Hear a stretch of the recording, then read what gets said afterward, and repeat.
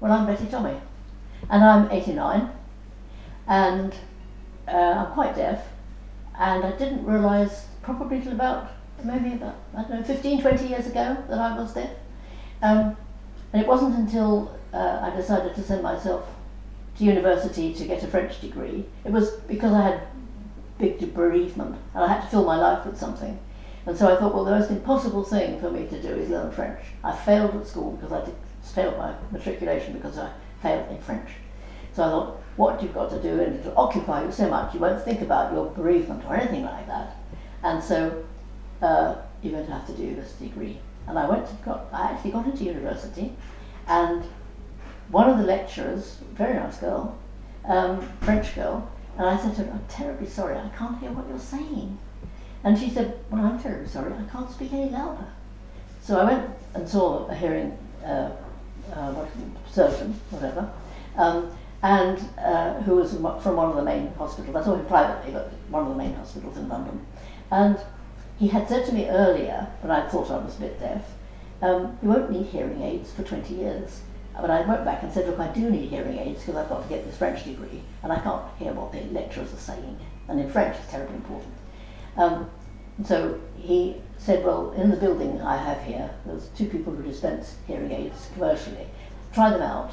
You can try anything else you like, for as long as you like, and you don't pay until you're satisfied that you can hear. And if they're not satisfactory, you can haul back and go home.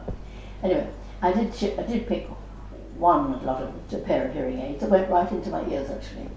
And they have to make a wax, model thing. And that was all done. And then I had to spend 13 months in Paris. I took the hearing aids with me, but the difficulty was because I couldn't come back and have them adjusted, and they weren't adjusted properly. And I was in Paris, and Paris is so noisy, so that was very, very difficult. And I didn't realise until sometime later, really, how badly I was hearing. Because my sister came over and we went to stay with a friend, a family I got to know. He was a professor, and he was teaching me, helping me with my French. And he had a list of words, and he gave my sister and I a list of words, and he was reading out words, and we had to tick which one that he was actually saying.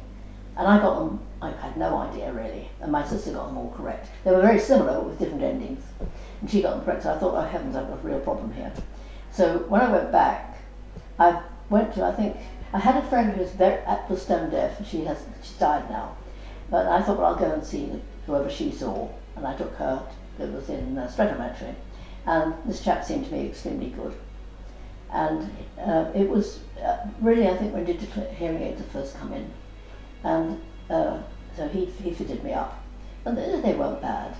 But I always had to. I remember the first time that I went into a promenade concert, and I thought, I've got to make up my mind. You can't fit around doing a concert. I've make up my mind. Do I put the hearing aid, have the hearing aid in, which I knew made the music sound artificial? Or do I take them out, which I know I'll miss a lot of the detail? So I've actually decided in the end I would always leave them in, and I just put them in and forgot about them. And it wasn't until much later that I met a neighbour, and she said to me she was deaf and she played the saxophone. And I said, gosh, that's difficult. And she said, well, I have a fantastic person who fits me up. She's down in the village. So I thought, gosh, I'll go down and see her. So I came down. I wasn't sure if it would do me any good at all, but I thought, well, I'll come, try anything. And gosh, I mean, Bridget, she took so long with everything. Every time I saw her, she took ages over everything. She's so detailed and so patient. And in the end, I had some hearing aids, and I went to a promenade concert. And I was just absolutely, it was magic. It's magic. I just couldn't believe I'd forgotten there's that lovely sound when the violin is played, or the cello, and the lovely sound with the bow on the strings. And I heard all the detail of that, and also things like the piccolo and the oboe and everything. And it was just, heavens, this is absolutely wonderful. And it's really changed my life. And I feel, it's made me think, I don't think of my age. I had an old aunt who lived to 101, and she said, don't think of your age, and I don't. But it made me feel very much younger than I was. It's terrific. And so I've just been absolutely delighted. And I'm trying to find other people who will come and have the same experience, but people seem to be scared to come and try. I don't know why. Best try out anything, I think, to improve. And also the little things like the birds singing in the morning.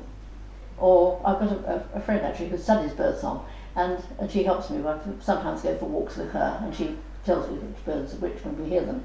And it's tremendous. And it's made such a difference to my life.